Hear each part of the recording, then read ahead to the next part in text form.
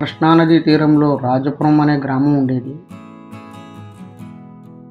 ఆ గ్రామంలో వెంకయ్య అనే రైతు నివసించేవాడు. వెంకయ్యకు రాఘవుడు అనే ఒక కుమారుడు ఉండేవాడు. రాఘవుడు చాలా తెలివైనవాడు. అవసరమైన పనులకు పోయేవాడు కాదు. కష్టాలు వస్తే ధైర్యంగా ఉండేవాడే తప్ప కుంగిపోయేవాడు కాదు. ఆ గ్రామంలో సూరయ్య అనే నేతగాడికి లక్ష్మి అనే కూతురు ఉండేది. లక్ష్మి చూడడానికి చాలా చక్కగా ఉంటుంది. రాఘవుడు ఆమెను తరచూ చూస్తుండేవాడు. ఆమె అంటే రాఘవుడికి ఇష్టం కలిగింది. ఇరుపక్షాల పెద్దలకు ఈ సంబంధం నచ్చింది. పెళ్లి చూపులకు మంచి రోజు నిర్ణయమైంది. ఆనాడు పెళ్లి కొడుకు తరపు వారంతా సూరయ్య ఇంటికి వచ్చారు. పెళ్లి కూతురు తండ్రి సూరయ్య లక్ష్మిని పక్కకు పిలిచి, అమ్మ, నీ పనితనం పెళ్లివారికి తెలియాలి. పెరట్లో అరటి చెట్టు కింద ఉన్న కుండలో పాలు పితికి వేడి చేసి అందరికీ ఇవ్వు అని చెప్పాడు. ఇంట్లోకి వచ్చి పొయ్యి మీద పాలు పెట్టింది. ఆ సమయంలో లక్ష్మి కళ్ళు పైన ఉన్న అటక మీద పడ్డాయి. అక్కడ ఒక పాత రాతిరోలు కొంచెం అంచున వేలాడుతూ ఉన్నది. ఆ రాతిరోలు చూస్తూ ఉండేసరికి లక్ష్మి ఆలోచనలు పరిపరి విధాలుగా పోయాయి. రేపు పెళ్లి జరుగుతుంది. కొంతకాలానికి ఒక బాబు పుడతాడు. బాబు తనను వదలడు. అందుకే వాడిని నడుముకు కట్టుకొని పనిచేయాలి.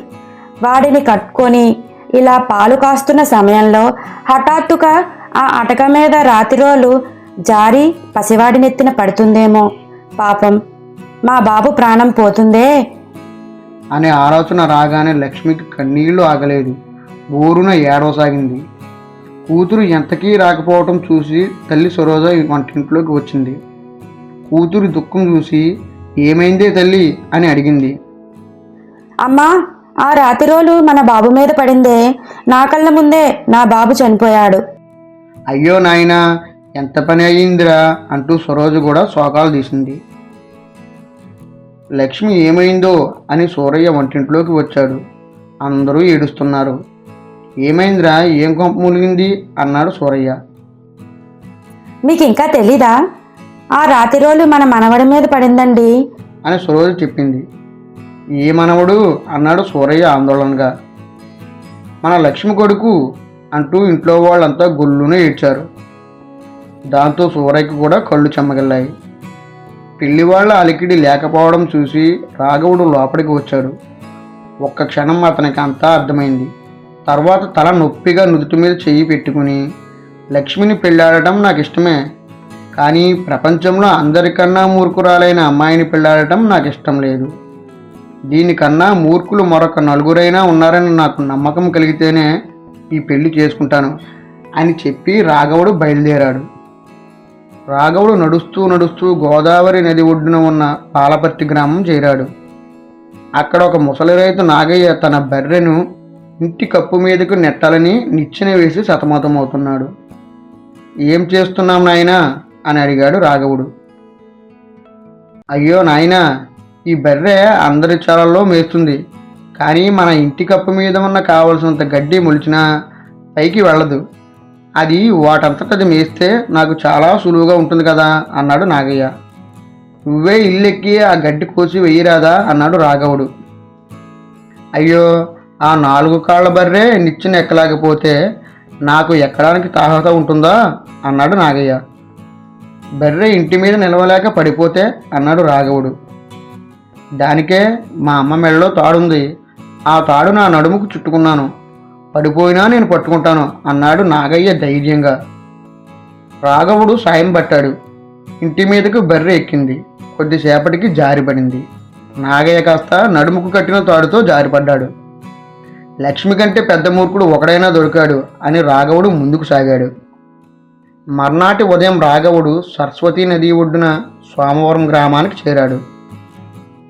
అక్కడ ఒక వ్యవసాయదారుడు ధర్మయ్య ఒక పెద్ద చెట్టు నీడలో కూర్చుని విపరీతంగా ఏడుస్తున్నాడు. ఏమైందాయ్ అని అడిగాడు రాఘవుడు. నాయనా, నా పొలంలో విత్తనాలు వేశాను, కానీ వర్షం పడలేదు, పంట ఎండిపోతుందని భయంగా ఉంది అన్నాడు ధర్మయ్య బోరున ఏడుస్తూ.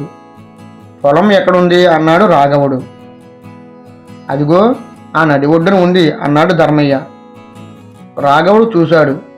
పొలం ప్రక్కనే నది పరవళ్ళు తొక్కుతూ పారుతుంది.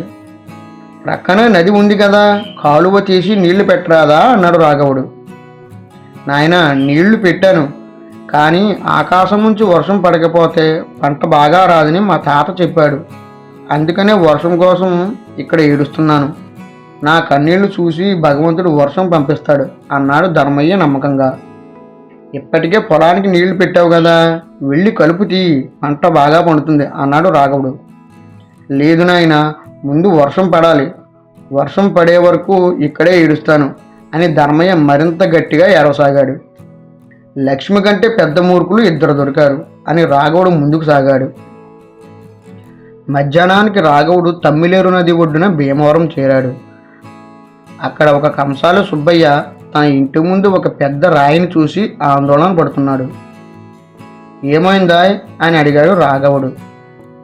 నాయనా, ఈ రాయి నిన్న రాత్రి ఎక్కడి నుంచో వచ్చి ఇంటి ముందు పడింది. ఇది చాలా అపశకునం అన్నాడు సుబ్బయ్య భయంగా. రాయి తీసి పక్కన పెట్టు, సరిపోతుంది అన్నాడు రాఘవుడు.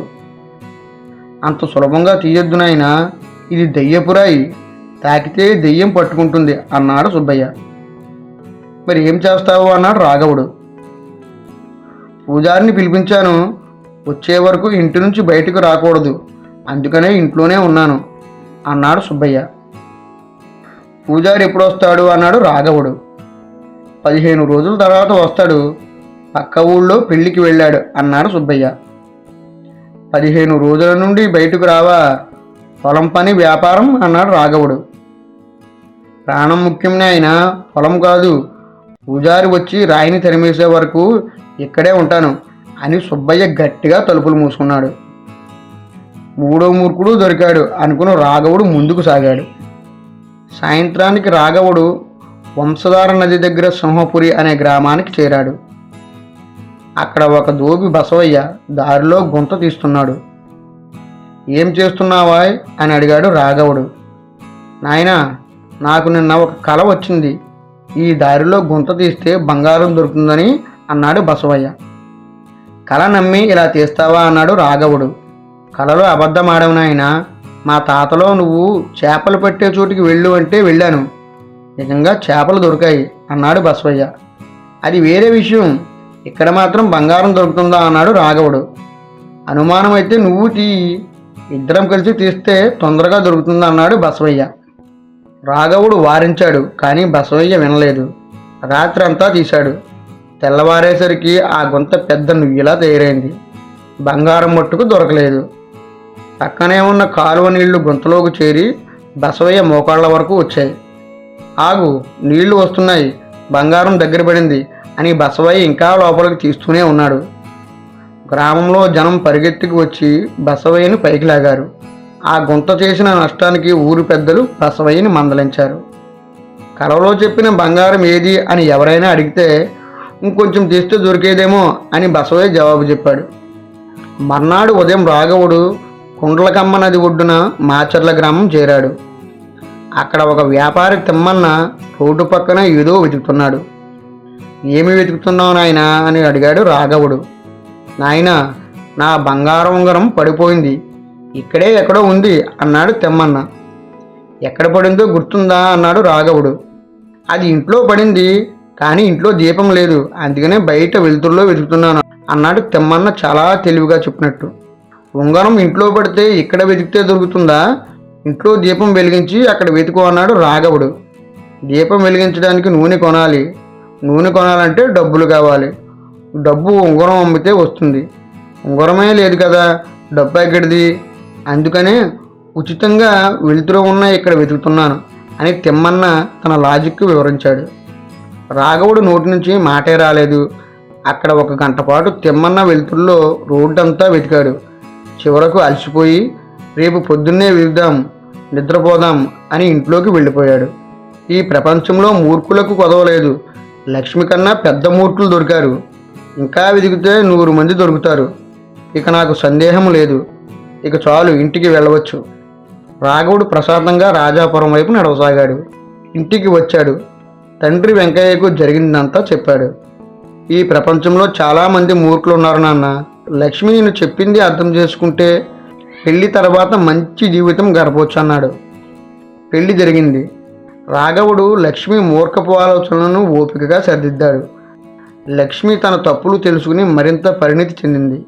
ఇద్దరూ కలిసి కృష్ణానది తీరాన రాజాపురంలో సుఖంగా కాలం గడిపారు. అనవసరంగా జరగనిది ఏదైనా ముందే దుఃఖించడం మూర్ఖత్వం.